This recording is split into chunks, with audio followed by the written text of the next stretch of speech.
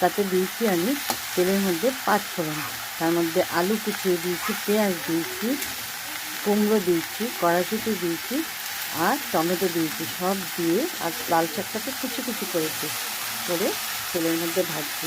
এটা একটা শাক রান্না হচ্ছে, খুব ভালো একটা যে শাক হবে। পেঁয়াজ দিলে কি এই লাল শাকের যে আস্তে গন্ধ সেটা কেটে যায়।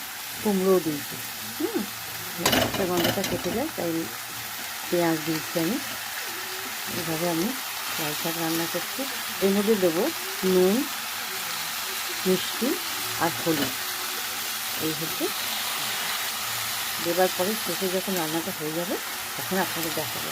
এখন তো কড়াইশুঁটি আছে, সেই কড়াইশুঁটিটা দিয়ে দিই, ভালো লাগবে। তো প্রথম পাতে এই শাক, উচ্ছে বা পেঁপে বা নিম পাতা, যাই হোক এই সময় খেতে হয় নিম পাতা বা উচ্ছে পেঁপে। তারপরে এই শাক, যত শাক খাবেন তত ওষুধ পাত্র খেতে হবে না, ভিটামিন যোগান দেবে। ওই জন্য শাক খেতে হয়।